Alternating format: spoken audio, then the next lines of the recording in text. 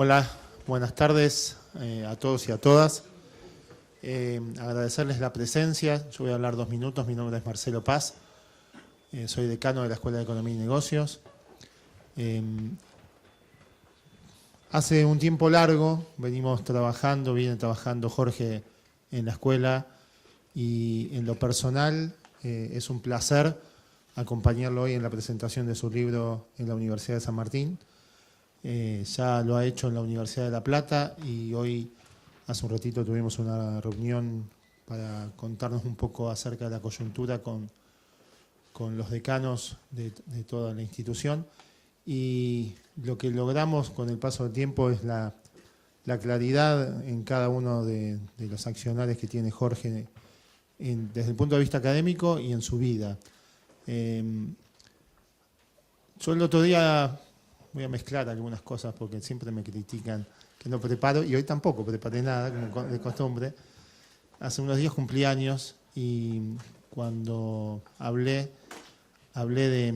Lo primero que dije es buenas noches a todos y a todas, ¿no? Y cuando terminé de hablar, alguien se acercó y me dijo, pero, che, ¿no te parece que ese es un saludo que tiene que ver con una ideología política? Y creo que estamos tan mal con tantas cosas en la Argentina que hasta los saludos tienen ideología, o alguno pretende que tenga ideología. Entonces, la idea de que Jorge forme parte de esta universidad desde hace muchos años y que desarrolle con absoluta libertad su trabajo de investigación en la escuela tiene que ver con la posibilidad concreta de que desde nuestra escuela y desde la universidad hacer llegar propuestas a la política para que de una buena vez por todas se sienten a dialogar en una mesa sin ataduras de colores, pero sí con la sensación de los deberes que faltan por realizar.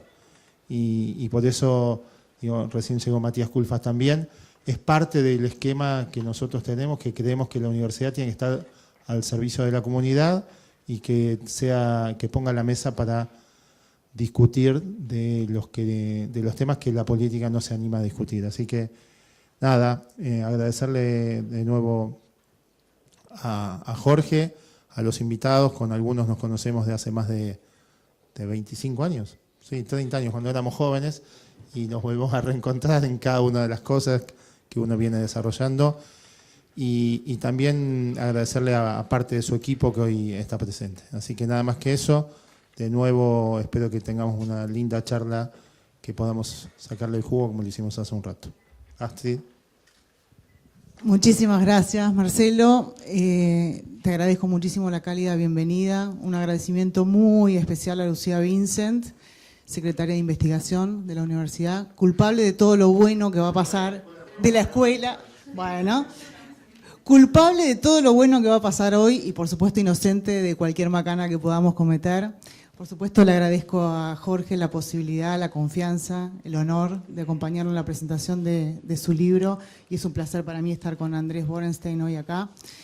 Acá tenemos a un actor, un tomador de decisiones, y a un analista, así que es un lindo tándem. Cuando uno ve la tapa del libro, 115 días para desarmar la bomba, y ve la bajada, historia íntima de la última vez que se sinceró la economía, cuáles fueron las lecciones de la crisis de 2001 que la política no quiso aprender. Es inevitable recordar a Antonio Gramsci y la frase, bueno, la historia deja lecciones pero no tiene alumnos, ¿no? Algo así. Y lo interesante de esto es que se da a caballo hay como un doble aniversario que me gustaría traer hoy a la presentación.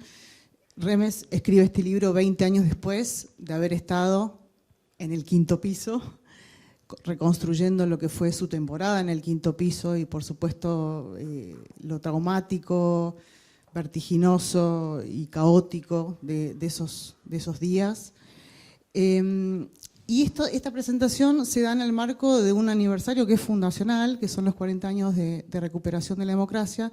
A los periodistas nos gustan mucho los aniversarios, somos muy criticados por eso también, pero bueno, los aniversarios son ocasiones ideales para hacer balances, para repensar temas, para poner blanco sobre negro algunas cuestiones, para reflexionar. Así que es bien interesante que en estos 40 años de democracia, de 1983 hasta hoy, hayamos tenido 29 ministros de Economía, con Massa hoy incluido, buscando financiamiento en China, quizás para desarmar un artefacto explosivo, ¿no? El título y la bajada de Remes tiene una tristísima vigencia, actualidad, aunque por supuesto no se replica de la misma manera. Pero bueno, vamos a darle la palabra al autor, que nos cuente cómo fue la realización del libro, que reconstruye. Es bien interesante para los lectores que todavía no se arrimaron al libro, se los recomiendo muchísimo. Bueno, el que estuvo en la sala de máquinas en ese momento haciendo lo que hizo, ¿no? Y después va a hablar Andrés. Así que bueno, los escuchamos a los dos. Vamos a tener después una linda conversación y preguntas, los que quieran. Bueno, Ahí tenés. muchas gracias. En primer lugar, quiero agradecer al rector, a Carlos Greco, al decano Marcelo, Paz, a Lucía, y porque me han ofrecido venir y presentar el libro, charlar con ustedes, y a los dos, a Astrid y a Andy, que van a hacer los comentarios, y también le quiero agradecer mucho la presencia de todos ustedes. Este libro está escrito de una manera tal que llegue a la mayor cantidad de público posible que le interese la vida política, económica de nuestro país. Hace unos 10 años, 12 años, yo había escrito un libro sobre el 2002, pero era demasiado académico, demasiado técnico, y pensé, y gracias a la editorial Planeta, que me ofreció esta oportunidad de escribir algo que no sea solamente el 2002, sino que incluyera lo que pasó después, los 20 años posteriores, y algunas ideas sobre lo que deberíamos hacer para salir de nuestras sempiternas crisis. El libro, sinceramente, tiene ese objetivo, es un ensayo, y creo que la dirigencia en su conjunto, y en particular la dirigencia política, el objetivo es que les pueda abrir la cabeza, digamos, o ayudar a pensar. El libro tiene 3 partes. Una es el 2002, referido específicamente a los 4 meses que estuvimos. Acá hay presentes dos amigos que también participaron, Barbero y Ratti. Hay una segunda parte que es el interregnio, o en lo posterior al 2002, y esta tercera que hablo sobre la política. Porque creo que el principal o uno de los principales responsables de lo que nos pasa es la dirigencia política y la manera en que se arman los programas económicos. Y digo dirigencia política porque si bien es cierto que un país lo conforman o lo direccionan, lo ordenan la dirigencia en general, la política es la que se prepara para gobernar, dicta las leyes, nombra a los jueces, mantiene las relaciones internacionales. Entonces son las que toman las decisiones. Y la manera en que se hacen los programas económicos y quienes los conducen también tiene que ver con las cosas que nos vienen pasando. En relación al 2002, yo no voy a hacer una descripción, porque eso está en el libro, y no hay tiempo, porque la idea es que hable 15 minutos más o menos, y después ven los comentarios y la participación de ustedes. Yo quisiera resaltar algunos temas centrales, más de tipo metodológico.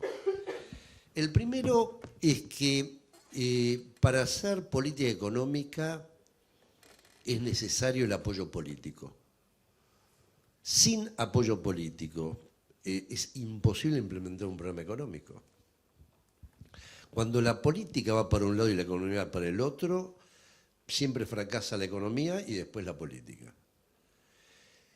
Y por eso que es central el acuerdo que hubo entre Duhalde y Alfonsín. Cuando estalla la convertibilidad en diciembre del 2001, está el interreño de Rodríguez A, que dura una semana.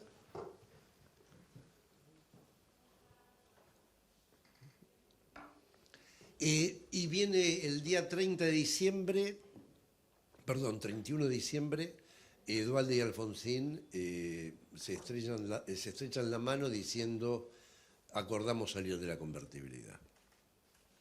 Duhalde en esa época representaba una buena parte del peronismo, Alfonsín una buena parte del radicalismo. Yo participé de esa reunión junto con Surruil, duró 20 minutos. El acuerdo fue fácil, nos dimos la mano y punto. Sin ese acuerdo no hubiéramos tenido mayoría en el Congreso, y sin mayoría en el Congreso no se puede gobernar. Primer punto. El segundo punto es que nosotros presentamos un programa integral. No solo salimos de la convertibilidad devaluando, teníamos política monetaria, política fiscal, teníamos todo el tema de la especificación, la herencia del corralito, el tema de la deuda, los derechos de exportación, digamos, fueron 10 medidas que nosotros tomamos de forma inmediata. En los 60 primeros días hicimos todo eso, lo volcamos, cambiamos y aprobamos un nuevo presupuesto, se reformó la Carta Orgánica del Banco Central, etcétera. Todo eso en 60 días. Fue política de shock, que después explico por qué fue política de shock. Pero lo importante es que cuando nosotros asumimos, teníamos un programa. Yo fui ministro de Economía de la provincia con Cafiero y después ahí con Duhalde, y llevaba 8 años en el ministerio. Y la verdad que estaba un poco cansado ya. Entonces le digo a Duhalde, mirá, le digo, yo me quisiera ir, anda pensando, pero mirá, dice, hagamos lo siguiente. Vos dejás el ministerio, dejás a tu gente, que yo había formado un equipo en la provincia, dejás a tu gente ahí, yo te pongo, dice, en la lista de diputados. Cuando sos diputado empezás a trabajar, armás un nuevo grupo en Buenos Aires y empezás a trabajar para salir de la convertibilidad, y eso va a ser lo que vamos a levantar en el año 99 para la campaña electoral, que perdimos frente a De la Rúa. Pero nosotros todos los jueves de 6 a 8 nos reuníamos todos los 2 años siguientes para seguir hablando de la economía. Éramos 12 economistas y un abogado, digamos. Porque es fundamental siempre tener un abogado. No se puede hacer política económica sin un abogado. Y que sepa economía mejor todavía. Y pusimos todo en ese momento, pero teníamos el programa. Yo asumí el día 3, el día 4 estábamos presentando la ley en el Congreso. Y el día 5 estaba aprobado en el Diputado y Senado. Esto es fundamental porque muchas veces, cuando asume un nuevo presidente, empieza o gana las elecciones, empieza a armar el equipo.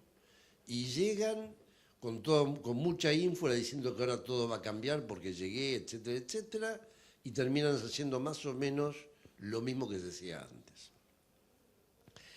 El otro tema en política económica central, que nosotros lo hemos experimentado, es la unicidad de la política económica. ¿Esto qué significa? Que ningún precio puede cambiar sin el acuerdo del ministro de Economía o sin la decisión del ministro de Economía. Ha habido gobiernos donde uno definía la tarifa de energía, otro del transporte, otro el tipo de cambio, otro la tasa de interés, otro el impuesto. Un desastre. Nunca se ponen de acuerdo. El Banco Central y el Ministerio de Economía, y más allá de la autonomía del Banco Central, en una crisis tienen que trabajar juntos, tienen que ser parte del equipo.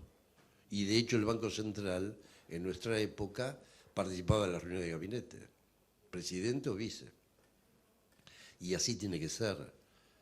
Porque si no, los dos son importantes y los dos se tironean, y de eso no sale nada.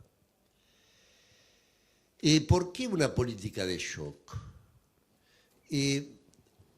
Porque entendíamos que era la única manera de salir. ¿Por qué? Porque la política no aguanta mucho tiempo un ajuste.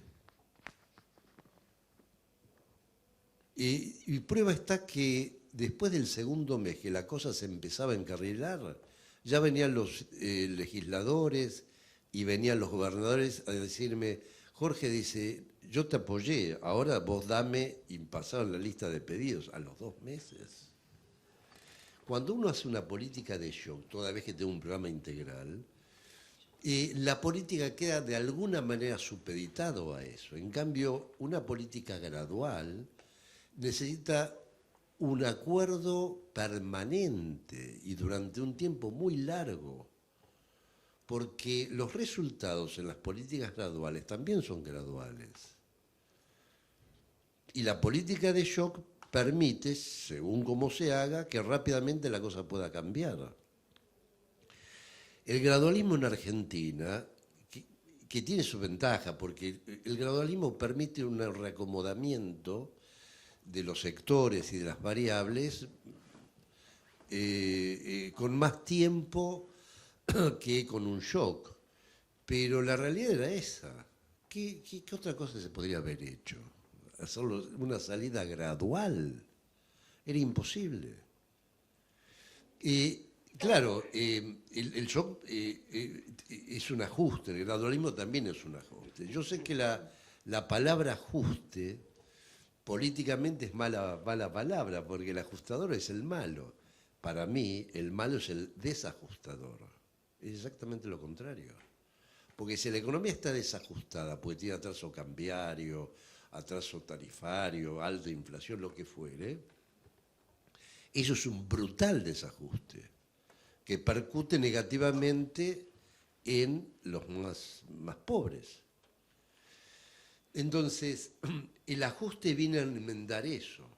Claro, si uno hace mal el ajuste, la cosa se complica y mucho, porque los problemas siguen y se profundizan. Pero fíjense ustedes que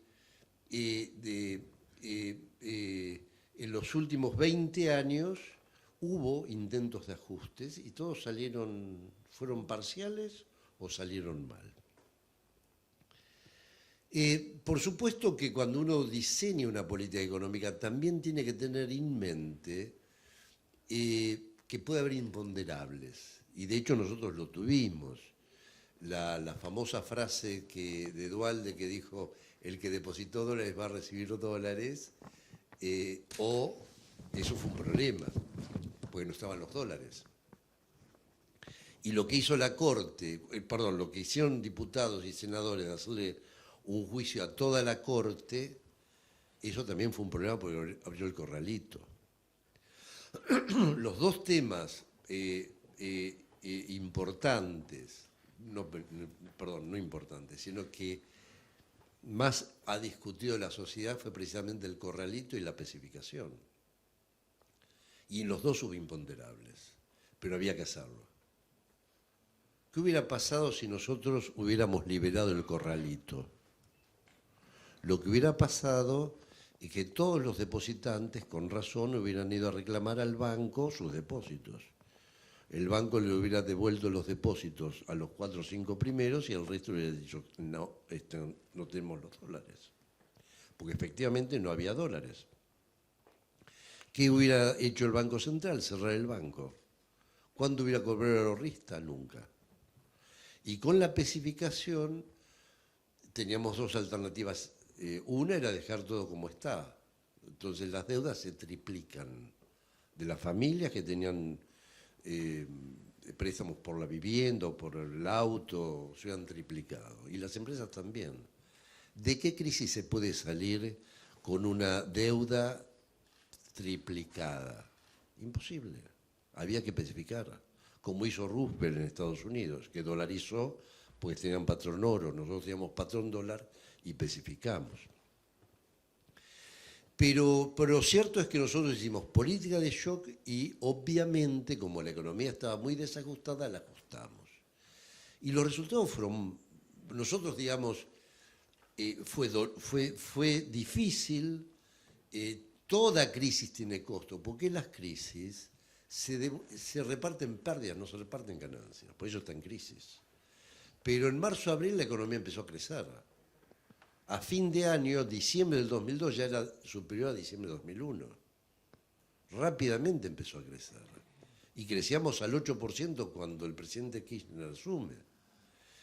Y los precios tuvimos un traslado a precios de la devaluación muy, muy bajo. En todo el año fue 17, 18%. Y al principio tuvimos un aumento que llegó a 10% en abril. Después empezó a bajar la inflación, porque hicimos una política apropiada para eso, y en el último trimestre del año la inflación era 3% anual. Cuando asume Néstor, 3% anual. Por supuesto que, nuevamente hay costos, pero el asunto es cómo tratar de que el reparto de la pérdida sea lo más equitativo posible. Y yo creo que es un poco lo que se hizo en ese momento. Ahora, yo creo que posteriormente, los años siguientes, se fueron dejando de lado los ejes de nuestra política, que era equilibrio fiscal, equilibrio en cuenta corriente, dólar competitivo y estabilidad de precios. Se fue cambiando el modelo, sin decirlo, y fuimos de mal en peor, porque Néstor termina con un crecimiento, su mandato, de 8%, siguió creciendo mucho la economía, la pobreza bajó a 25% y la inflación empezó a subir al 15%. Termina Cristina después de 8 años, la pobreza subió a 30, la inflación a 25 y ya en el último periodo no crecimos nada. Desde el año 11 no crecemos y la pobreza siguió subiendo hasta el 40 actual y la inflación siguió subiendo del 3 al 15, del 15 al 25, 25 al 50 con Macri y ahora 150.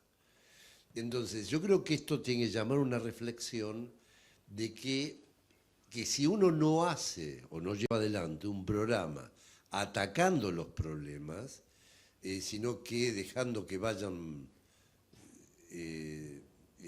sucediendo las cosas, no vamos a poder revertir la crisis. Un poco el mensaje es ese, de lo que escribí en todo el libro, porque como dije antes, y con esto termino, después de hablar del 2002 y los 20 años siguientes, planteo problemas que yo veo que tiene la dirigencia política, de acuerdo a mi propia experiencia de más de 40 años de militancia política, de los problemas y cómo la política debería ver o visualizar, entender cómo se formula un programa económico, que tiene sus propias leyes, su propia metodología, que hay que seguir. Caso contrario, los parches en una situación difícil como la que hemos estado no llevan a buen puerto. Entonces, bueno, un poco ese es el libro y escuchemos a los comentarios. Muchas gracias.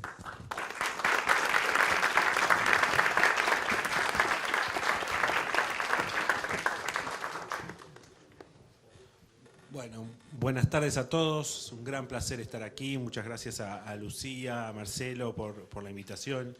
Realmente un gran honor poder comentar el libro de Jorge. Yo sabía que Jorge estaba escribiendo este libro y creo que fue un jueves que Jorge me mandó un WhatsApp con la tapa del libro. Me parece que lo compré el viernes. Así que acá lo tengo para que lo firme porque no nos vimos desde entonces. Cholulo. Así que aprovecho la oportunidad. Creo que es un libro que debe leer absolutamente todo el mundo que le interese hacer política económica. Además es muy ameno para leer, se lee muy rápido, está lleno de anécdotas, ahora voy a spoilear un par, pero la verdad que es fenomenal. Me hace acordar, Jorge, con esto que dice del shock. Hace poco vi la cadena nacional que hicieron Alfonsín y Zurruil cuando lanzaron el Plan Austral en el 85, donde Zurruil explica, con esa didáctica que tenía Juan, por qué era importante hacer el shock. Porque dice, con el gradualismo vamos a tardar mucho en bajar la inflación, y entonces esto del shock, y me quedé pensando en la reflexión recién de Jorge, como política de shock y después desajuste gradual, sería una especie, ¿no?, de, si querés, si pudiéramos contar la película. Me parece que más allá, obviamente no voy a hablar de política, pero gane quien gane la próxima elección, me parece que no le va a quedar otra que hacer un shock. Obviamente la naturaleza del problema es distinto, a Jorge le tocó salir de la convertibilidad, estamos en otra ahora, pero está claro que quien le toque va a tener que hacer un shock, así que me parece que el que le toque y no lea este libro va a estar cometiendo un pecado, se está por lo menos perdiendo una oportunidad de aprender mucho, y muy importante lo que cuenta Jorge de los imponderables, porque el mejor plan económico, súper bien diseñado, lo diseñe quien lo diseñe, va a tener imponderables. O sea que el que se prepare con un plan perfectito y no tenga planes B, planes C para lo que vaya a ocurrir, que obviamente nadie lo va a saber qué es lo que va a ocurrir, pero que van a pasar cosas, también tiene que tomar esa precaución. Me quedé, en el libro está muy bien contado, esta historia de distribución de pérdidas, ¿no? Esto de enfrentar una crisis, es decir, a quién pierde cuánto, y un poco me parece que el arte de Jorge, que seguramente, ¿no?, lo pensó, pero lo tuvo que ir aprendiendo sobre la marcha, porque además no es que sabía cómo iba a terminar la convertibilidad así de abruptamente como terminó. O sea, yo sé que así llevaba 2 años pensándolo, y lo cuenta su grupo de 13 en el libro. Pero bueno, un día el presidente se fue en helicóptero y me imagino que nadie estaba esperando que eso ocurra. Y bueno, cayó el salario, las empresas, el valor de las empresas argentinas se destrozó, de los bancos, ¿qué les voy a contar? Te daba toda la historia de las empresas privatizadas, todo el mundo perdió, no hay nadie que haya ganado en ese momento. Entonces el asunto era cómo hacer que todos pierdan, entre comillas, de una manera ecuánime. La pobreza subió al 50 y pico %, el desempleo estaba en 20 y pico. O sea, no hay nadie que diga, bueno, yo gané con esto, pero bueno, consiguió mantener todo junto, y yo creo que ese es el gran mérito. Hay que decir, Jorge hoy está de moda. Fuera de broma, todo el mundo te dice, bueno, ¿dónde está el remes que arregle el bolonqui? Porque bueno, es también arreglar el bolonqui. Mi impresión, de nuevo, a nivel casi, no de economista, sino a nivel social, es que la sociedad está esperando que venga alguien, apriete un botón y resuelva todo. Y eso obviamente no va a ocurrir, va a tener que venir otra persona que va a tener que redistribuir otras pérdidas de alguna manera. Digamos, ¿cómo lo va a hacer? Debe haber muchas maneras posibles de redistribuir las pérdidas, pero botón mágico no hay. Y uno de los problemas que va a tener esa persona es que la sociedad está esperando, buena parte, capaz que no en la parte más intelectual de la sociedad, pero la parte, ¿no?, el empresario pyme, el comerciante, el laburante, está esperando que venga alguien y resuelva todos los problemas, y eso va a ser muy difícil. Jorge contó un par de historias, yo me quedo con otro par de historias. Una positiva que dice Jorge es que él tuvo mucha suerte porque Duhalde no entendía nada de economía, entonces lo dejaba hacer. Entonces él habló del apoyo político, lo que está fuera de duda, y encima era una especie de combo Duhalde-Alfonsín, pero no se le metían porque no entendían o no entendían suficiente y lo dejaban hacer. La segunda cosa, para mí es previa, cuando Jorge cuenta las condiciones que le puso a Duhalde para ser ministro de Economía después de haber sido con Cafiero. Una era poder volver a almorzar a la casa, espectacular. Y dormir la siesta. No lo quería decir, pero bueno, era yo, digamos, volver a almorzar a la casa. Pero creo que la más sabia de todos, eran 3, pero yo no voy a actos políticos. Y Duhalde dice, ¿por qué no vas a actos políticos? Porque ahí me piden guita. El ministro de Economía no tiene que ir a actos políticos porque ahí están los intendentes, están otros ministros, es el momento para encontrarte con el subsecretario de otra área que te dé cuenta lo mal que anda ese área y que por ende necesita más recursos. Entonces Jorge creo que contó que una vez fue a un acto político como excepción a la regla. Me piden guita de parado y la guita se discute en un despacho, era, ¿no? Algo así. Claro. Claro, jugar de local además, ¿no? En fin. Pero bueno, el libro, la verdad es que si no lo leyeron, está llena de esas anécdotas, desde los llamados del rey de España al lobby por las empresas españolas, o a él le tocaba Rato, ¿no? A Duhalde le tocaba el rey, a vos te tocaba Rato, ese que después fue condenado por corrupción, pero mientras tanto del FMI, después con Bankia, el grupo de bancos en España, toda una historia, pero en ese momento nosotros éramos los malos y ellos eran los santitos. Bueno, está lleno de anécdotas, entonces a mí digamos que conocía un poco, algunas de las anécdotas las conocía, otras las aprendí en el libro, esa mezcla de política económica, con datos, con números, cuántos depósitos se fueron tal mes y toda esa historia, mezclado con un poco la vida de Jorge, sin entrar en ninguna intimidad, digamos, de supermodelo, pero sí cómo él iba sintiendo y cómo iba interactuando con los distintos personajes. Nada, yo me lo devoré creo que en 2 días, porque tuve que laburar, si no era en una tarde. Así que bueno, la verdad, lo recomiendo muchísimo, es una obra de arte. Muchas gracias. Bueno, vamos a conversar con Jorge, hay 1000 preguntas para hacer, tengo algunas, por supuesto, después vamos a abrir a que el público pregunte. Ahí vos en el libro contás que se reunían regularmente para trabajar en la salida de la convertibilidad, pero bueno, finalmente gana de la Rúa, ustedes asumen después del helicóptero. ¿Qué cuestiones subestimaron y qué sobreestimaron cuando llegaron? Digamos, porque llegan 3 años después, aunque venían trabajando, ¿no? En todo ese tiempo. ¿Y si hay algo que hubieras hecho distinto? A ver, por la más fácil, si hubiéramos hecho algo distinto. No.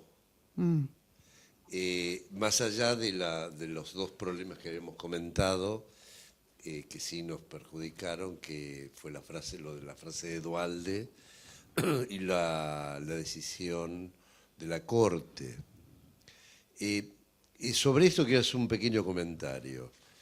Más allá de... era la Corte que se llamaba la Corte menemista.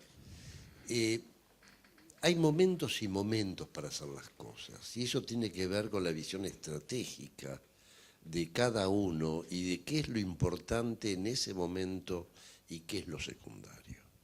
En ese momento lo importante era salir lo más ordenadamente de la convertibilidad. El juicio a la Corte podía esperar 6 meses, 8 meses, 1 año. No se puede, en una crisis, que los 3 poderes del Estado estén enemistados y que se provoque la enemistad, más allá de los juicios que uno tenga sobre la Corte. Pero además, si uno quiere hacer juicio a la Corte, tiene que, como dije, esperar el momento y puede empezar de a uno, no a todos. Cuando nos enteramos que se iba a abrir el corralito, yo voy a ver a Nazareno, al presidente de la Corte. Me recibió en su despacho fumando un habano y me dice, ¿qué es lo que necesita, ministro? Mire, le digo, quiero hablar del tema del corralito. Ah, dice, no, ese es un tema que a mí ya no me interesa. Yo estoy muy preocupado por el juicio que ustedes nos quieren hacer a nosotros. Así que no, del corralito no hablemos, pero dígale a su jefe, por el presidente, y si nos quieren voltear, nosotros lo vamos a voltear primero nosotros a ustedes. Esa fue la conversación, duró 10 minutos. Pero bueno, el otro si sobrevaloramos o subvaluamos, sí. Quizás fue una actitud medio inocente, pero yo pensé que la dirigencia política iba a tener otra actitud. Y la verdad que se guardaron, y eso no habla bien de la dirigencia política. A pesar de que hubo un gran acuerdo, digo, vos contás, ¿no? Sí, Alfonsín Surruil. Pero ¿sabés lo que sucede? Una cosa es el acuerdo de las 2 cabezas y después los diputados y los dirigentes. casi nadie salió a defender. Y el rol de la prensa en estas cosas es muy importante en esa época. Quizás ahora no tanto. Pero lo más fácil era criticar. Y los políticos, yo me acuerdo, algunos iban de sport, en esa época se usaba el traje para las reuniones en diputados y en el Senado. Iban los diputados de sport para que no lo reconocieran en la calle, y en el Congreso tenían su traje colgado en el perchero, no salían. Jugaron a la espera, si salía bien después empezaban a salir, pero si la cosa no salía bien ellos se guardaban. Eso la verdad que yo pensé, que nosotros pensamos que íbamos a tener más apoyo de la política. Muchos negaban en público lo que sí decían en privado, pero en público decían otra cosa. ¿Cuál fue la decisión más difícil que tuviste que tomar? Quizás las cosas más engorrosas para definir fue lo del corralito, ver cuándo se abría, porque no teníamos mucha información. Los que tuvieron información sacaron la plata. Solamente había 1 o 2 depósitos de más de $1 millón, y creo que había 8 o 9 con más de 500.000. Quedó el chiquitaje. Cuando Cavallo pone el corralito el 3 de diciembre del 2001, se ve que hubo inside information para algunos y sacaron toda la plata, digamos. Incluso creo que YPF había sacado dinero. Bueno. Toda la ingeniería del corralito fue complicada. Pero el resto no, porque el presupuesto sabíamos lo que había que hacer, y la carta orgánica del central, no, todo el resto, las retenciones. El problema sí que tuvimos fue las presiones que hubieron. Y las presiones, yo diría, hubo 3 presiones fuertes. De lo más fácil a lo más difícil, la más débil a la más fuerte. El sector agropecuario, cuando pusimos las retenciones 3 niveles, 20, 10, 5, ahí hubo presión. La segunda fue todas las privatizadas, que fue una presión muy, muy fuerte, porque nosotros desdolarizamos las tarifas y transitoriamente las congelamos. En abril nosotros propusimos aumentar 2% por mes a cuenta de, cosa que no se hizo, después yo había renunciado, y la más gorda fue los endeudados en dólares, las empresas, grandes empresas, endeudadas en dólares en el exterior, que eran unos 70.000 millones de dólares, y que pedían seguro de cambio. Eso fue terrible. Nosotros nos negamos, porque lo que yo les decía, eso es riesgo empresario, porque durante los 6, 8 últimos años de la convertibilidad, mientras que una pyme internamente, pues no podía ir afuera, pagaba 20% de tasa de interés, ustedes pagaban 5% de tasa de interés, y bueno, ahora la historia cambió, pero esas 3 presiones fueron fuertes. Vos lo mencionaste antes, lo contás en el libro, vale la pena meterse en el libro que lo cuenta muy bien.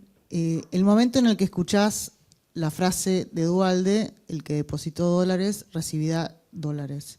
Ustedes habían trabajado en un discurso, el diablo metió la cola y dijo esa frase. Me gustaría que cuentes, que reconstruyas qué sentiste cuando la escuchaste, si pensaste en renunciar, digamos, o cómo apagar ese incendio en ese momento.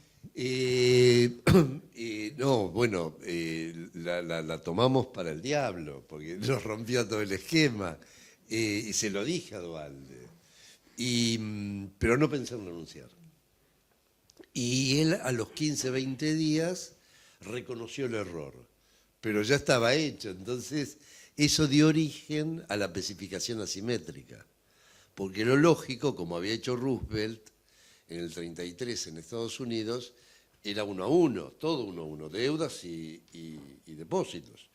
De todas maneras, nosotros en la negociación que tuvimos no tuvo costo fiscal, porque si bien es cierto la diferencia esa de 1 a 1,40, sí tuvo un costo de 10.000 millones, nosotros especificamos los préstamos garantizados que era un monto superior a los depósitos, y de ahí tuvimos unos 18 o 20.000 millones. Entonces no hubo costo. Pero sí, fue difícil eso. Cuando uno hace la historia de los acuerdos políticos, uno podría decir, bueno, la reforma de la Constitución del 94 y este acuerdo de Alfonsín con Duhalde para salir de la convertibilidad. ¿Por qué nunca más hubo acuerdos? ¿Qué margen hay para hacer un acuerdo político hoy en día para las decisiones que haya que tomar? Es difícil responder, ¿no? Porque uno no sabe exactamente cómo va a quedar el panorama político después de las fases y después de las elecciones. A ver, se pudo hacer el acuerdo Duhalde y Alfonsín, en primer lugar porque en esa época y ya desde la democracia, tanto Cafiero como Duhalde siempre tuvieron una relación excelente con los radicales. Nunca y nosotros en economía de la provincia, estoy hablando ahora, y después en Nación, siempre tuvimos acuerdo. Incluso el tesorero de la provincia, y eso lo propusimos nosotros, era radical. Porque nos daba más transparencia y el Tribunal de Cuentas también era radical, digamos. Y en la legislatura provincial nosotros hablábamos con los radicales. Y terminábamos poniéndonos de acuerdo cuando discutíamos algunos temas relevantes. Y tanto Duhalde como Alfonsín nunca se insultaron. Cada uno planteaba lo suyo, de su propio partido político. Y cuando yo era diputado nacional, junto con Lamberto, que era de Santa Fe, ambos PJs, de los radicales estaba Baglini y estaba Jesús Rodríguez, y nosotros éramos referentes económicos del PJ y ellos del UCR, y éramos, no digo amigos, pero teníamos una relación excelente. Y con las leyes que nosotros presentamos, siempre había algo para tocar y demás, se podían hablar por teléfono, y se arreglaban por teléfono. Había diálogo, cosa que ahora lamentablemente no es así. Pero el miedo disciplina de alguna manera y a uno le hacen hacer cosas que no pensaba una semana antes. Nadie pensaba que un franquista y un PC se iban a dar la mano como fue en la Moncloa, o que el Likud pudiera hacer un acuerdo con el laborismo en Israel en los años 80, o que los socialistas y democristianos chilenos siguieran la línea económica básicamente de la de Pinochet. Bueno, esas cosas pueden pasar. Yo creo que tal como están las cosas, lo óptimo es un acuerdo. Un segundo mejor, como diríamos en economía, es que el que gana por lo menos haga un acuerdo con los partidos más chicos. Porque si no hay posibilidades de tener una mayoría en el Congreso, no sacas una ley, ni loco. Bueno, yo creo que uno tiene que bregar, ayudar a que haya acuerdo, pues es muy difícil manejar una sociedad fracturada. Y la fractura en general viene de ambas partes, no es una parte. Quizás haya una que la comenzó, puede ser, pero eso se fue retroalimentando, entonces me da la sensación que ambos dos grandes grupos, como dicen los más jóvenes, tienen que bajar un cambio, ¿no? Me gustaría que compares, lo has dicho también en alguna entrevista que me parece bien interesante, obviamente el 2001 fue una explosión. Lo que tenemos ahora es una especie de crisis en cuotas, por goteo, una larga agonía, una muerte en cámara lenta. Háblanos de esas dos, digamos, son crisis de naturalezas distintas, ¿no? Y con velocidades distintas. Cada crisis tiene su particularidad, que uno siempre sabe cuándo, según la tendencia de la economía, que en algún momento va a haber una crisis. Lo que nunca sabe es cuándo se va a producir la crisis y de qué forma. 2001 fue una crisis, estamos ahora en una crisis, para el próximo gobierno cuando asuma se va a encontrar con una crisis, porque va a tener que resolver muchísimos temas. En ambos casos venimos de varios años de recesión. La crisis del 2001 comenzó a mitad del 98 y entre mitad del 98 y diciembre del 2001 la economía había caído 16%. Y teníamos algo que ahora no hay, teníamos el corralito y teníamos que especificar por la que la economía estaba bastante dolarizada, los bancos emitían argendólares porque recibían pesos, los transformaban en dólares, prestaban en dólares a quienes producían en pesos, las provincias tenían sus cuasimonedas, había déficit fiscal, cuenta corriente, como ahora. Ahora no hay corralito, tampoco es necesario una especificación, pero hay un tema, yo diría que hay dos temas que ahora son más complejos que en el 2001. En el 2001, como dije, había cosas más complejas que ahora, pero acá hay dos cosas que son más jorobadas que en el 2001. La primera es el acuerdo político. En aquella oportunidad se hizo rápidamente. Ahora hay que ver si se hace rápidamente.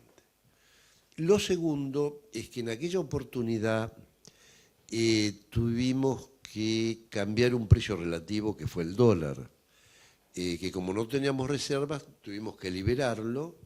Es ridículo no tener reservas y querer mantener un tipo de cambio. Nunca te alcanza, siempre te van a ganar. Te sacan las reservas y te sacan la cabeza. No va. Lo liberamos. Y llegó a 360, 370. Pero después bajó y se estabilizó en 350 como 4 años. Teníamos uno. Las tarifas estaban adelantadas porque se actualizaban por la inflación de Estados Unidos. Y el salario no estaba tan jorobado, digamos. No, había caído, pero no mucho. Ahora, el próximo gobierno se tiene que hacer cargo de 3 precios relativos. El dólar, que está muy atrasado, las tarifas, no todas, porque para los pobres se puede mantener el subsidio, pero para la clase media para arriba están muy atrasadas, y los salarios perdieron en estos últimos 5 años 20%. Manejar o poner en línea 3 precios relativos en medio de una inflación del 150 no es chiste. Es, para mí, y no sé vos, Andy, qué es lo que opinás, pero para mí es lo más complicado, que el juego de precios relativos y estabilidad es lo más difícil, ¿no? Y sin acuerdo político, mucho más. Sí, no tiene nada de gracioso. El chiste no es bien difícil. Claro, es muy difícil. Es bien difícil. Y además, bueno, me parece que por la salida de la convertida en el 2001 o por la hiperinflación en el 89, había en la sociedad una sensación de urgencia. Claro. Que ahora un poco mi sensación es que no la hay o no la hay tanto como la había entonces. Entonces la gente está menos predispuesta a decir, bueno, aguantar lo que venga, ¿no? Así que no, bien difícil hacerlo. ¿Cómo? No sé. Sí, es el cómo, bueno, hay que trabajar en eso, pero no, por lo menos no en mi caso, que no estoy en un grupo político como lo estuve hasta hace 15 años, pero nuevamente es un tema muy complicado. ¿Pero no crees que el 2001 es la respiración en la nuca hoy de la dirigencia política? Es probable, y yo deseo que así sea, que tomen conciencia de que estamos en una crisis terrible. Porque como te decía antes de venir acá, lo decíamos entre nosotros, cuando comenzamos a militar a fines de los 60, principios de los 70, el argumento básico por el cual peleábamos en aquella oportunidad era que la pobreza era el 6%. 6%. Y salíamos a la calle porque había 6% de pobres. Ahora hay 40%. Entonces yo creo que es un llamado a atención de que estamos en una crisis. Voy a leer algo textual. El otro día estaba conversando con Andrés Malamud y me dice lo siguiente: hay 16 tipos de cambio, inevitablemente va a haber devaluación. La cuestión es cuándo, y el cuándo te define el quién. Lo ideal sería que este gobierno devalúe hacia el final de su mandato con una política acordada con el gobierno que viene. Si devalúa ya, no tiene nafta para llegar a diciembre. Si no devalúa hasta diciembre, el próximo tiene una bomba en la mano. Lo ideal es una transición acordada entre el gobierno que sale y el gobierno que entra para distribuir los costos. ¿Estás de acuerdo con ese diagnóstico y qué viabilidad tendría? Volvemos al tema del acuerdo, ¿no? Obvio. Claro. ¿Quién gane? Pero previo a eso, no tiene ningún sentido una devaluación masiva, porque el gobierno viene devaluando todos los días, pero una devaluación masiva, 30, 40, 50%, sin un plan que lo respalde y lo contenga, no tiene ningún sentido. Es echar leña al fuego, no tiene ningún sentido. Y creo que el gobierno, como decía antes, para que un plan económico funcione, la política debe acompañar. Y el gobierno internamente está dividido. Alberto, Cristina, Massa. Entonces, yo creo que no se le puede, en este momento, al gobierno no se le puede pedir mucho más de lo que está haciendo, que es tratar de llegar lo mejor posible o lo menos malo a diciembre. Ahora, si se puede acordar, yo diría que no. ¿Por qué no? Porque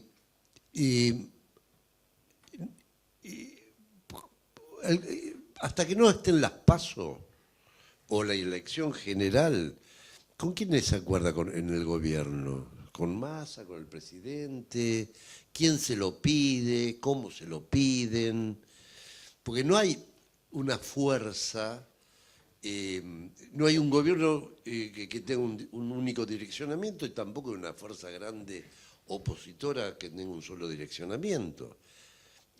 Bullrich o Larreta, no sé quién, pero tienen que pasar las PASO. Pienso de que Milei no está, por más que las encuestas lo dan de a tercios, eso de alguna manera hace más compleja la situación, porque en el supuesto caso de que Milei saque, no sé, 20, 25% de los votos, se lleva 10% de las bancas y se lo saca a Cambiemos y al Frente de Todos, con lo cual hacer un acuerdo puede llevar un poco más de tiempo, una vez que el que gane, gane, digamos. Ahora, en el mientras tanto yo lo veo muy difícil, porque las elecciones son en octubre y va a haber balotaje, seguro que va a haber balotaje. Entonces, no sé, me parece que no se llega a la posibilidad de un acuerdo. No vale la pena contar ahora todos los indicadores actuales de la economía, pero si tuvieras que describir el estado de las cosas, digamos, dirías que es un artefacto explosivo. ¿Qué características tiene este? A ver, como artefacto explosivo puede ser explosivo en el sentido de que como lo dije antes, uno sabe la tendencia. No sabe cuándo. Y no sabe cuándo ni cómo. Ni cómo. Yo contaba que el día 16, 17 de diciembre del 2001 estábamos en reunión de bloque preparando la sesión y nadie hablaba de lo que después sucedió el día 20-21, porque nadie sabía qué medidas iba a tomar el gobierno y las que tomó generó esas cosas. Bueno, no sé qué puede pasar y es muy difícil predecir cómo y cuándo y cómo. Pero la situación es muy, muy seria porque yo creo que nosotros en su momento elegimos un eje de política con 3 objetivos. El eje era ordenar la salida de la convertibilidad y a partir de ahí armamos la política fiscal, monetaria y de precios relativos acorde con ese. Y los objetivos eran reordenar la macro, evitar parar de caer y empezar a crecer, y evitar una hiper y estabilidad de precios. 3 objetivos nada más.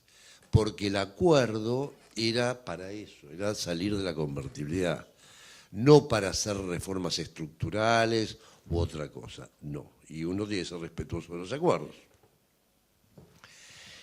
Ahora yo creo que, tal como veo la situación, el próximo gobierno debería tener un eje. Porque problemas hay un montón. No crecemos, hay mucha pobreza, mucha inflación, pero no los puede resolver todos a la vez, porque no hay instrumentos de política. No tenemos dólares, nos sobran pesos, no hay instrumentos para atender todos los problemas. Yo creo que tiene que haber un eje ordenador que debe ser la estabilidad de precios, contener la inflación. Porque una inflación de 150, como la que estamos ahora, rápidamente se puede espiralizar.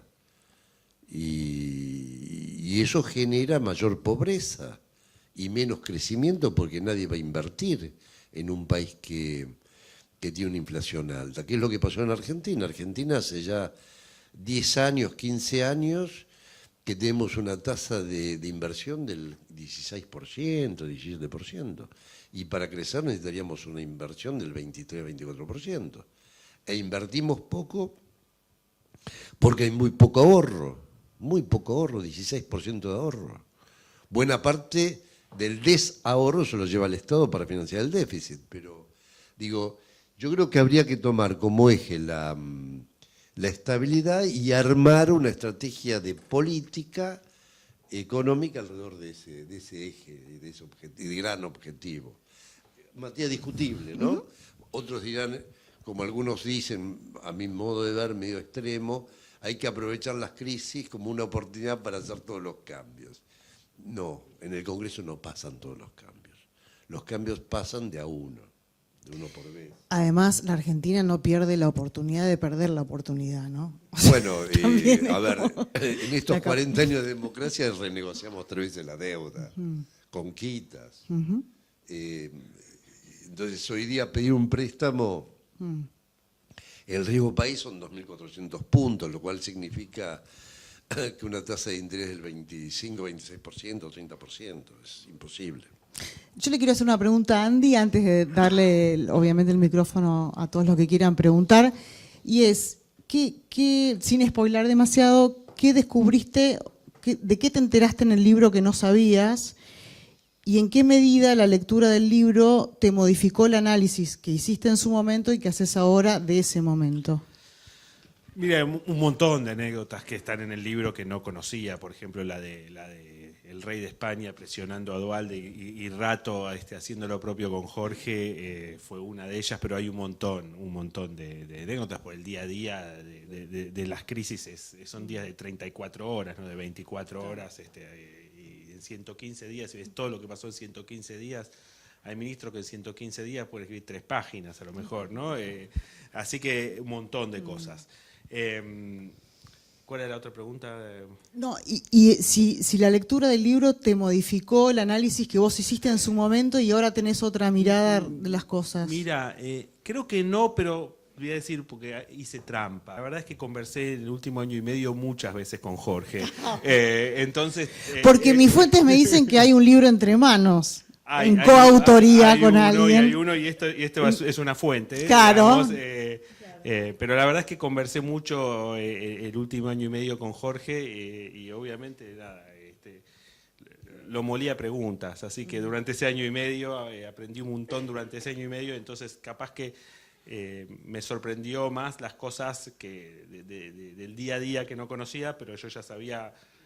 Ya lo había escuchado a Jorge, también escuché todas las entrevistas que hizo la Universidad de San Martín a los exministros, las vi absolutamente a todas, así que digo, voy siguiendo, sí, justamente quiero ver que una de las cosas que yo trato de ver y por eso también hablé largo y tendido con Lucía el otro día es cómo comunicaron los ministros, ¿no? Así que a Jorge además lo entrevisté especialmente, más allá de todas las conversaciones que tuvimos laborales, lo entrevisté especialmente para ver cómo se manejó en esa materia. Bueno, es interesante ver qué nos dice de la historia de la Argentina, la historia de los ministros de Economía, de la historia reciente nuestra, ¿no? Sí, a ver, a mí es apasionante lo difícil que es comunicar política económica en la Argentina. Justamente porque le tenés que...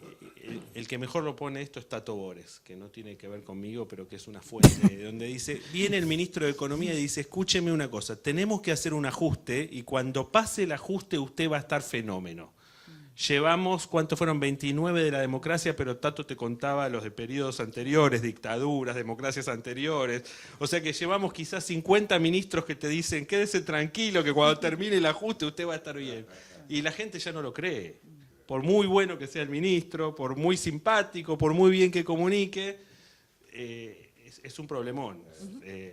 Comunicar después de tantos actos fallidos, ¿no? 11 años sin crecimiento. Salario más bajo, ¿cuánto dijiste, Jorge? 20% en 5 años. Es decir, muy difícil que la gente diga, bueno, ahora sí. Bien, los que quieran preguntar, no sé si el micrófono está circulando, ahí hay una mano levantada.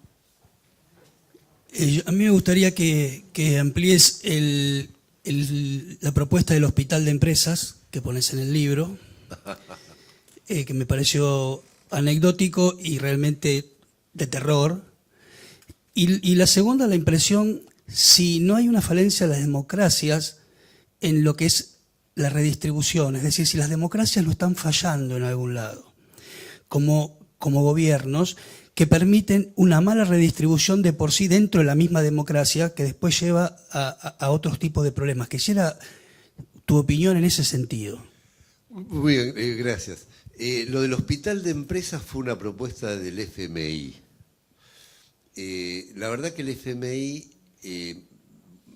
no voy a explicar, pero nuestra sensación era que buscaba la caída del gobierno o una hiperinflación e implementar la dolarización. Esa era nuestra visión. Y yo creo que todo tendía a eso por cómo actuaban. Cuando nosotros especificamos, los del fondo nos llaman y dicen, ¿qué es lo que han hecho? Y le digo, bueno, especificamos uno a uno, etc. Dice, no, es una barbaridad. Ustedes dicen, lo que tendrían que haber hecho es un hospital de empresas. Le digo, ¿y qué es un hospital de empresas? Bueno, dice, ustedes, la deuda aumenta, como aumentó el dólar, se triplica. En México, dice, se hizo eso. Y el Estado se hace cargo de todos los pasivos empresariales de los bancos, crea una oficina y negocia empresa por empresa de cuánto es la quita. Una locura, imagínense, 200, 300.000 empresas negociando con los bancos, un funcionario estatal diciendo, bueno, a usted le vamos a hacer una quita del 50%, a usted del 20%, a usted del 30%. Hubiera pasado lo que pasó en México. Todos los funcionarios que estuvieron en el hospital de empresas fueron presos. Y se perdió, México perdió 50.000 millones de dólares. Pero ojo, el nivel de propuesta del FMI en esa época, no nos olvidemos que había cambiado la tendencia con Bush. La moral hazard, el que hace las paga. Y en ese momento el FMI estaba manejado por dos alemanes que eran muy rígidos, muy duros. Pero bueno, eso fue una anécdota que por supuesto le dijimos que no, etc. Y sobre las democracias, yo creo que en Occidente las democracias son cuestionadas. Y a mí me parece que eso tiene que ver de alguna manera con la globalización, que comenzó a fines de los 80, a principios de los 90, y después de 30 años de globalización, 30, 40 años, los más ricos son más ricos, y los muy pobres, la cantidad de pobres disminuyó mucho, sobre todo por China. Pero la clase media, europea, norteamericana, se ha quedado estancada. y entonces sienten y ven que hay algunos que progresan mucho. Es como el jamón del sándwich. Quedó apretada entre los más pobres y los más ricos y ellos no mejoraron prácticamente. Y ven, por lo menos en Estados Unidos y algo en Europa, que sus hijos no van a tener la ambición que tuvieron, no van a tener la carrera que tuvieron ellos como cuando eran hijos, que era el ascenso social. La clase media en Estados Unidos y Europa es como que se siente desplazada y obviamente critica la democracia y por eso aparecen cada tanto gente muy de derecha o gente muy de izquierda. Sí, la democracia en el Occidente está cuestionada y en América Latina también, ¿no? Porque venimos cambiando gobiernos en todo el continente de manera no democrática. Sí, eso es lo que veo. ¿Alguna pregunta más? Sí, cuando hablabas de unicidad del equipo económico, incluía ahí a las autoridades del Banco Central. Parece esto darse de frente con lo de la idea de la independencia del Banco Central. ¿La idea es no independencia del Banco Central? A ver, nosotros hicimos la reforma de la Carta Orgánica del Banco Central y no le quitamos la independencia, se mantuvo. Yo creo que está bien eso. Ahora, en una crisis, que el presidente del Banco Central no tenga una idea semejante al ministro de Economía es un error garrafal. Nosotros, yo me acuerdo cuando asumimos, el presidente, ¿se acuerdan que en el año 2001 habían destituido a Pou y vino Macarone, Roque Macarone? Cuando nosotros decidimos formalmente la salida de la convertibilidad, vino a presentar su renuncia, que obviamente la aceptamos. Entonces, Aldo Pignanelli era miembro de nuestro grupo. Entonces yo lo llamo a Aldo y le digo, che, y era director del Banco Central. Le digo, Aldo, vos te haces cargo del banco. Mirá, me dice Jorge. Aldo es un tipo extraordinario, muy ético en todo sentido. Dice, pienso que para este momento es mejor la figura de Mario Blecher, porque tiene más contactos internacionales, es más reconocido. Y entonces digo, vos, que era director, vos de vice. Sí, está bien, dice, de vice sí, pero el precio que sea Mario. Bueno, le digo, lo llamo a Duhalde, le digo, te voy a ver, él estaba allá en Olivos. Y le digo, Aldo, acompáñame y lo vamos a ver a Duhalde, para decirle que queríamos, ante la salida de Macarone, nombrar a Blecher y vos de vice. Duhalde dijo, sí, cómo no, y se nombró a Blecher y Aldo. Y participaron en la reunión de gabinete, sí. Y yo creo que funcionó muy bien, porque en esa época el asesor de Mario, vos lo conocés, era Levi Gellati, Eduardo Levi. Y con él trabajamos juntos, y con la gente del Central. Y me parece que fue muy, muy oportuno. Digamos, no me imagino salir de una crisis con un Banco Central pensando para allá y un ministro de Economía pensando para el otro lado.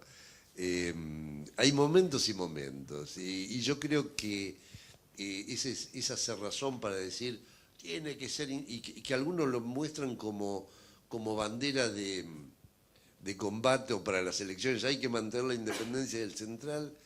Mire, yo creo que hay que mantener el sentido común, pero en épocas normales está bien, pero en épocas de crisis uno hace cosas que no haría en otra época, ¿no? ¿Alguna pregunta más antes de ir cerrando?